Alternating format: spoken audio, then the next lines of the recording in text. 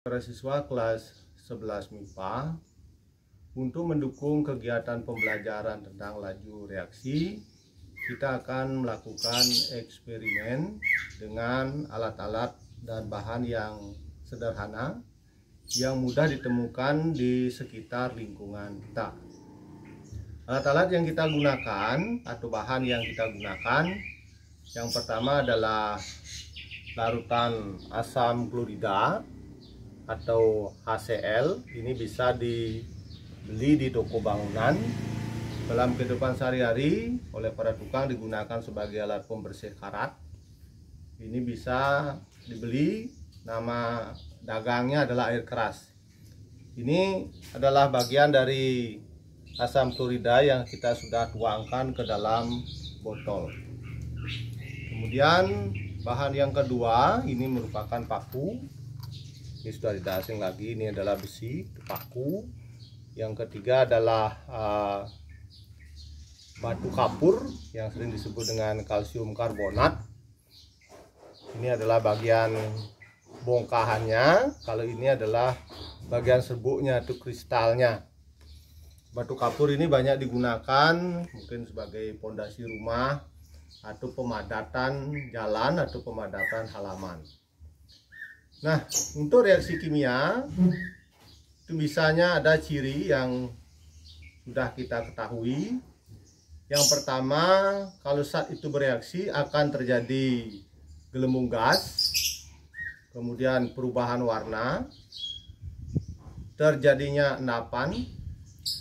Itu adalah ciri daripada atau menimbulkan reaksi yang kita sebut dengan reaksi endoterm, eksoterm, terjadi perubahan suhu pada larutan atau zat yang bereaksi.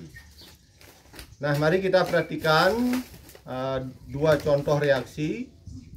Yang pertama, kita akan reaksikan paku ini dengan asam klorida.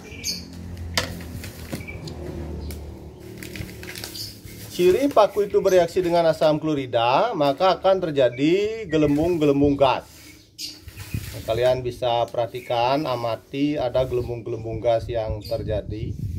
Maka reaksi ini akan menghasilkan besi 3 klorida dan gas hidrogen. Kemudian kalau misalnya asam klorida ini sekarang kita reaksikan dengan batu kapur. Coba perhatikan, ini batu kapurnya. Kita reaksikan dengan asam kloridanya, maka juga akan terjadi gelembung-gelembung gas. Gas yang terjadi ini adalah gas karbon dioksida. Ini kelihatan batu kapurnya seperti menari-nari. Jadi terbentuk gelembung-gelembung gas dengan sangat cepat. Nah, kalau kita bedakan sekarang kedua reaksi ini, reaksi paku dengan asam klorida, reaksinya berlangsung dengan sangat lambat. Ini lambat. Artinya waktunya lama, waktunya besar. Jadi kelajuan reaksinya ini kecil. Jadi kalau ini reaksinya berlangsung dengan cepat dan segera berhenti. Dengan batu kapur atau kalsium klorida ini sudah habis bereaksi. Reaksinya berlangsung cepat, waktunya singkat. Jadi perbedaan dari kedua reaksi ini, besi dengan asam klorida berlangsung dengan lambat atau waktunya besar, kelajuannya kecil. Sedangkan ini reaksi antara batu kapur dengan asam klorida, reaksinya berlangsung dengan sangat cepat dan gelembung gasnya segera terhenti. Ini artinya kelajuannya besar atau waktunya singkat. Jadi laju reaksi itu ada faktor yang paling berpengaruh. Itu adalah yang pertama, variabelnya adalah waktunya. Jadi variabel waktu, kalau waktunya besar berarti kelajuannya kecil. Kalau waktunya kecil berarti kelajuannya besar. Faktor yang kedua adalah jumlah zat yang bereaksi. Kalau jumlah zat yang bereaksinya banyak berarti waktunya lama. Dan kalau jumlah zatnya sedikit berarti waktunya singkat. Tergantung kepada jumlah zat atau konsentrasi daripada larutan. Bagaimana kita menentukan kelajuan reaksi? Bisa melihat gejala yang ditunjukkan dari kelajuan reaksi. Nanti kita akan lakukan eksperimen berikutnya. Sekalian, sekarang kita lanjutkan tentang praktikum sederhana laju reaksi ini. Mungkin kita akan bisa mengamati bagian dari zat yang dihasilkan dari reaksi antara asam klorida dengan batu kapur. Demikian juga nanti kita bisa melihat pengaruh dari batu kapur yang masih kasar dengan batu kapur yang sudah menggunakan serbuk, bagaimana pengaruh terhadap kelajuan reaksinya. Alat-alat yang kita pergunakan adalah masih hal sangat sederhana, 2 buah botol. Yang satu nanti kita isi asam klorida, yang 2 kita isi air. Kemudian botol ini tutupnya kita lobangi, jadi ada lubangnya. Untuk yang berhubungan dengan airnya itu, botol yang berisi air ada 2 lubang supaya airnya nanti bisa keluar. Sedangkan yang untuk asam kloridanya hanya 1 lubang. Dan lubangnya ini kita hubungkan dengan selang untuk melihat berapa gas yang bisa ditimbulkan dari reaksi ini. Ini sangat sederhana. Kemudian 1 wadah atau stoples yang diisi air untuk nanti bisa melihat gejala dari reaksi ini berupa gas CO2 yang dihasilkan. Adalah kita lakukan eksperimen sebagai berikut. Oke, alat-alatnya seperti ini. Jadi ini ada botol yang berisi air sampai penuh. Kemudian kita tutup. Tutupnya sudah berisi selang. Ingat, ini adalah berisi 2 lubang supaya nanti airnya bisa keluar. Nah, botol ini kita letakkan secara terbalik seperti ini. Nah, ini secara terbalik. Perhatikan.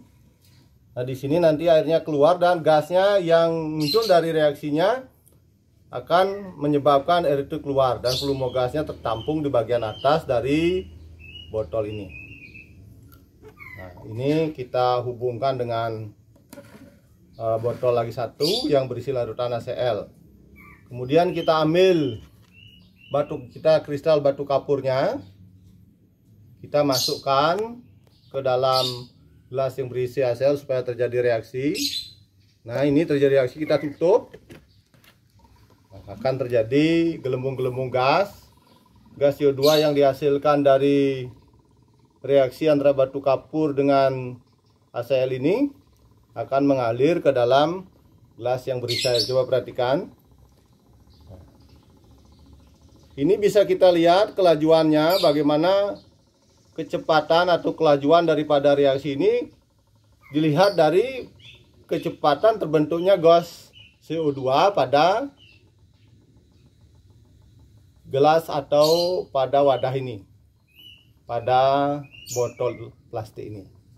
Jadi kalau sudah reaksinya berhenti, maka gelembung gas juga akan berhenti. Nah, seperti itu prosesnya. Nanti sebentar kita akan ukur waktunya, berapa menit atau berapa detik waktu yang diperlukan untuk supaya reaksi itu bisa berakhir.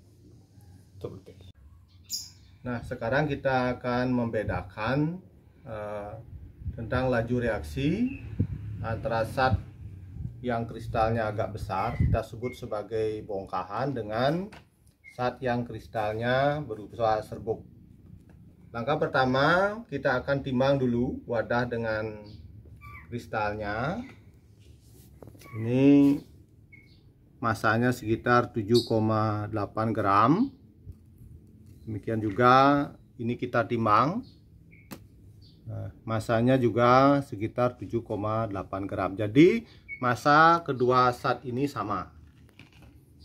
Nah, sekarang kita setel dulu stopwatch di HP. Jadi berapa waktu yang nanti diperlukan untuk kelajuan reaksi ini. Nah, seperti tadi kita isi air sampai penuh. Kemudian kita tutup lubang yang satu, kita buat taruh terbalik. Kemudian kita reaksikan seluruh zat yang ada pada tempat wadah yang pertama berupa kristal yang agak besar yang kita sebut dengan bongkahan. Ini kita reaksikan, ya, direaksikan, langsung ditutup, langsung stopwatchnya ditekan berapa waktu yang diperlukan untuk bereaksi. Kita tunggu.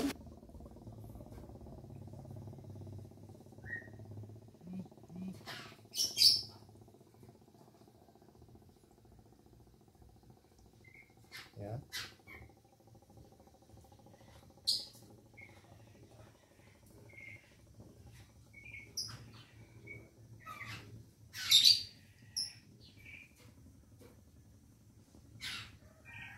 Ya, sudah berakhir reaksinya. Waktu yang diperlukan sekitar 40 detik untuk bereaksi. Kita lakukan eksperimen yang kedua dengan menggunakan kalsium klorida, kalsium karbonat yang berupa serbuk. Kita tuangkan ke dalam botol yang sudah berisi HCl. Ya, kita tutup. Kita mulai dengan stopwatchnya.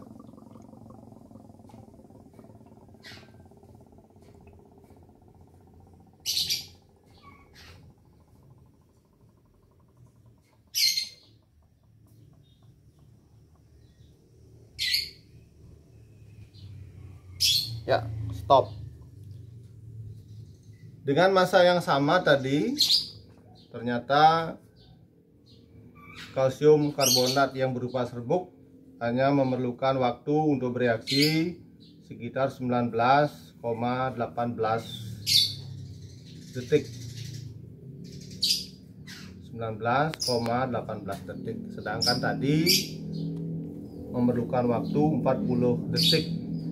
Dengan demikian bisa kita simpulkan kalsium karbonat bereaksi dengan HCl yang berupa kristal besar atau bongkahan itu memerlukan waktu 40 detik, sedangkan yang berupa serbuk memerlukan waktu 19,18 detik. Artinya kelajuan reaksi antara HCl dengan asam kalsium karbonat dengan bentuk kristal yang besar itu kelajuannya kecil atau waktunya lama, sedangkan yang menggunakan serbuk itu kelajuannya besar, waktunya sedikit atau lebih pendek reaksinya.